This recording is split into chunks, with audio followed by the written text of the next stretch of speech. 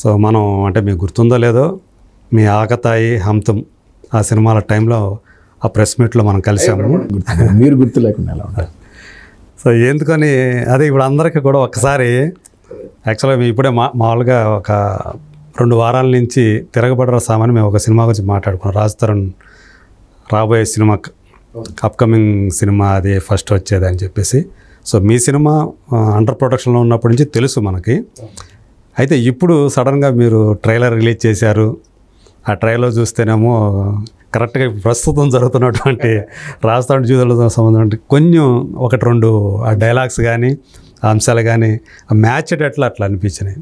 So ఎందుకు ఇప్పుడు పురుషోత్తముడు అనే దాన్ని నిజంగా ముందే అనుకున్నారా ఈ డేటు? అంటే మీకు ఎక్కువగా ప్రమోషన్స్ కూడా ఎక్కువగా చేసినట్టు లేరు కదా, ఏంటి దీని కారణం ఏంటి ఇప్పుడు తీసుకురావడానికి? అయితే ఇది సడన్గా సినిమా వచ్చేసిన ప్లానింగ్ కాదండి. ఇది ముందుకు ఎప్పటి నుంచో మేము ప్లాన్ చేసుకుంటాం ఆగస్ట్లో రిలీజ్ చేయాలనేది ముందు నుంచి ఎప్పటి నుంచో ఉంది. సినిమా ఎప్పుడో కంప్లీట్ అయ్యి కూడా ఒక 2-3 నెలలు అవుతా ఉంది. పోస్ట్ ప్రొడక్షన్ జరుగుతూ ఉంది. సో ఈ ఇష్యూ కానివ్వండి, ఈ సినిమా తాలూకు రిలీజ్ వ్యవహారం కానీ మాకు కూడా ఏం తెలీదు. So we know that he is getting, ఆయన 2-3 సినిమాలతో రెడీగా ఉన్నారని తెలుసు.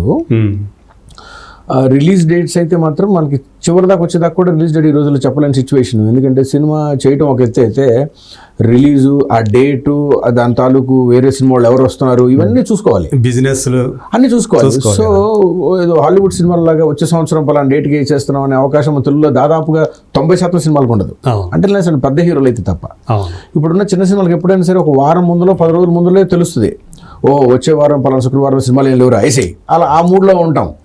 ఎందుకంటే కాంపిటీషన్ లేకుండా ఉండాలి. చిన్న సినిమాలు ఏంటంటే కొంచెం పెద్ద బడ్జెట్ పెట్టి చేసుకునేవి, రికవరీ చేసుకోవడానికి అలాంటి సమీకరణాలు ఎక్కువ పనిచేస్తూ ఉంటాయి చిన్న సినిమాలకి.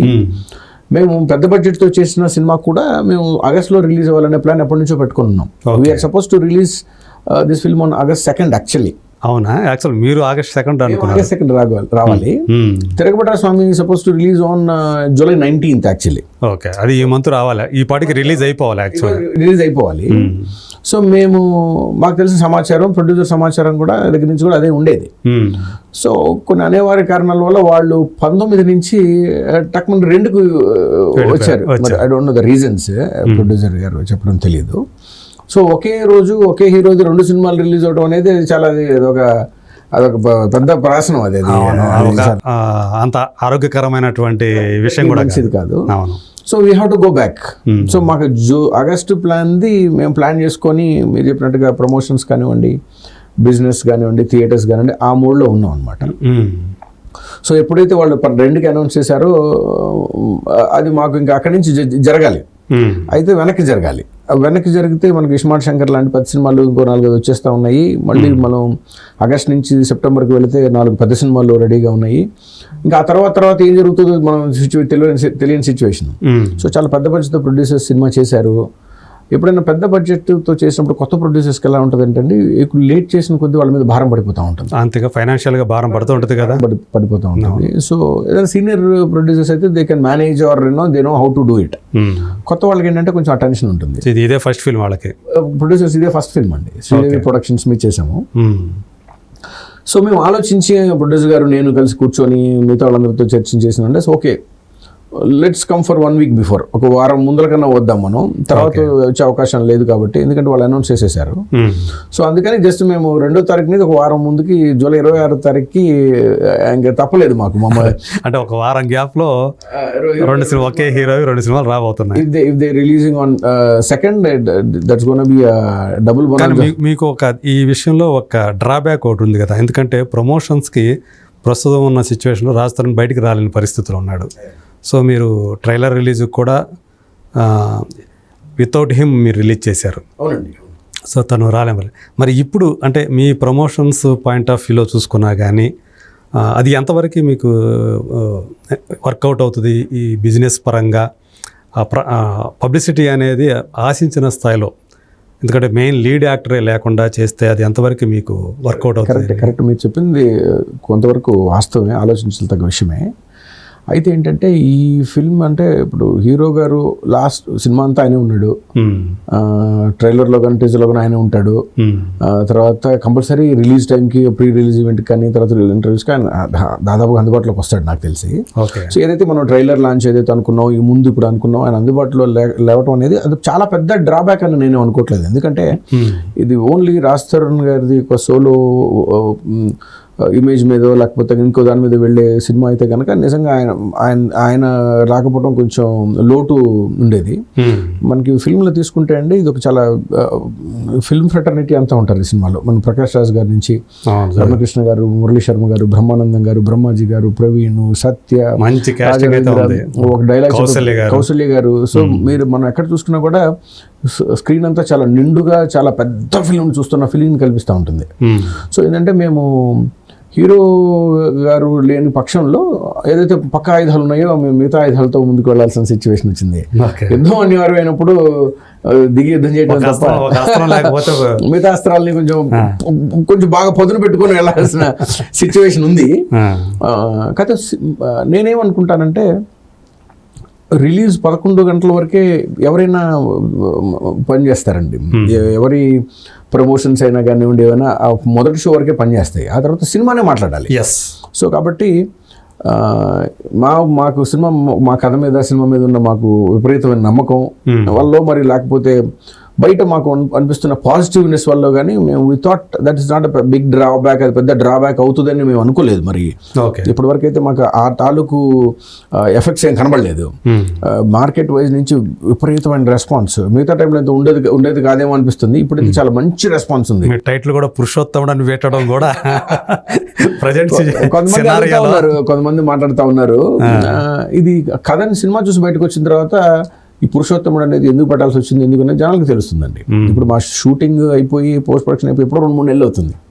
ఈ ఇష్యూ ఒక నెల 1 month నుంచి అవుతుందా అదే 2 వారాలు, ఇది 3వ వారం నడుస్తుంది. Less than 1 month. ఈ మేము 1 month కన్నా ముందర అంతా రెడీ చేసేసి మొత్తం రెడీ చేసి పెట్టుకుని సినిమా రిలీజ్ రెడీగా ఉన్నాం. కాబట్టి ఇది కేవలం కథని బేస్ చేసుకొని మాకున్న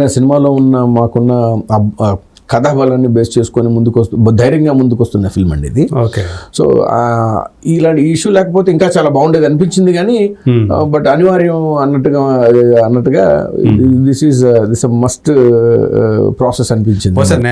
ఇది కూడా ఉందా, ఒకవేళ ఇది అతను పబ్లిసిటీకి రాకపోవచ్చు కానీ బట్ ప్రజెంట్ అతను వార్తల్లో వ్యక్తిగా ఉన్నాడు కాబట్టి మన సినిమాకి అదే పబ్లిసిటీ ఇస్తుంది అనే ఫీలింగ్ తోటి ఏమైనా అభిప్రాయంతో ఏమైనా ఇప్పుడు ఇంత ముందుగానే మీరు అనుకున్న డేట్ కంటే ముందుగా రావడానికి మమ్మల్ని ఈ విషయం చాలా కలవరపరిచిందండి. అసలు నేను మేము చాలా డిస్టర్బ్ అయ్యాం మేము.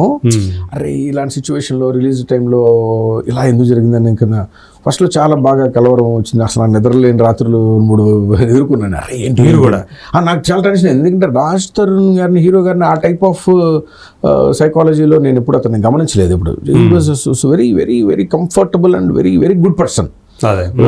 As far as the director and hero the relation is concerned, is a very genuine guy. ఎక్కడైనా ఒక డైరెక్టర్స్ ఆర్టిస్ట్ అనుకోవచ్చా? లిటరల్లీ డైరెక్టర్స్ గా అండి. అస్సలు మీరు ఈ జస్ట్ లైక్ ఇంకా ఏ చెప్తే చేసేసే రకం. అస్సలు పేచి పెట్టే మనిషి కాదు. లేకపోతే కనుక నేను 25 సినిమాలు చేశాను, నేను ఇది ఉంది 2-3 సినిమా అనే తత్వం 1% కూడా ఎప్పుడు నా దగ్గర అయితే ఎప్పుడు అది ఎప్పుడు మాకు ఎప్పుడు అసలు థాట్ కూడా ఎప్పుడు కనిపించలేదు. సో దీనివల్ల ఏంటంటే మాకు ఎప్పుడైతే మనకు ఈ ఇష్యూ జరిగిందో దానివల్ల కొంచెం ఇబ్బంది పడ్డాను నేను. ఏంటి ఇలా జరిగింది, ఏంటి అని ఇబ్బంది అయిద్దా అనుకున్నా. ఇలా జరిగింది అసలు నిజమా? నేనే అనుకో 2-3 రోజుల్లో తేలిపోయేది అనుకున్నా. 2-3 రోజులే అంత స్ట్రాష్ అని తెలిసిపోద్దేమో అనుకున్నా కానీ ఇట్స్ బీన్ డ్రాగింగ్ అది కొంచెం సీరియస్నెస్లోకి కొంచెం అర్థమైంది. అది ఒక పీరియడ్ ఒక సీరియస్నెస్ నాకు అనిపించింది. తర్వాత మెల్లగా అది ఒక డైల్యూట్ అవుతా ఉండి మెల్లగా అతనికి సానుభూతి సపోర్టు అది మెల్లగా అది రావటం వల్ల మాకు ప్రస్ఫుటంగా మాకు తెలుస్తూ ఉంది. So we thought okay this is not going to be a drawback.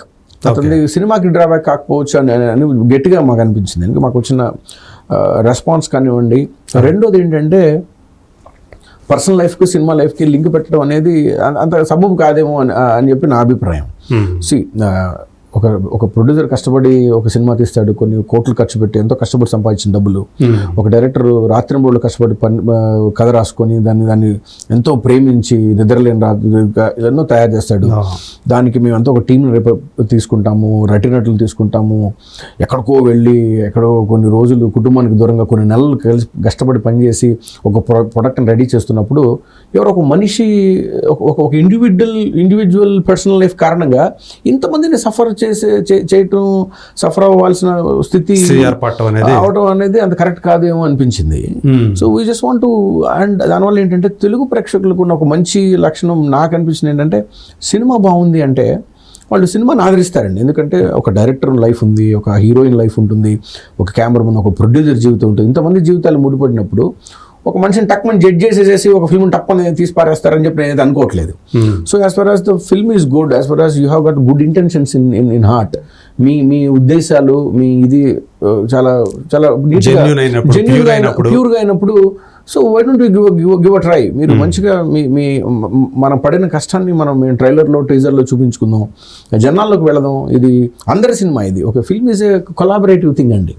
ఒక మనిషిది కాదని నేను అంటాను. ఎంత పెద్ద హీరో అయినా కూడా ఒక మంచి డైరెక్టర్ కష్టం, అతని మాటలు, అతని కథ ఉంటుంది, డిఓపి కెమెరా పనితనం ఉంటుంది, సంగీత దర్శకుడి ఉంటుంది. ఇంతమంది కలెక్టివ్ ఫామ్ ని ఒక మనిషితో లింక్ చేసేసేసి దాన్ని కిందకి తీసుకోవటం, దాన్ని మైనస్ చేయటం అనేది ఏమాత్రం కరెక్ట్ కాదేమో అనిపిస్తుంది.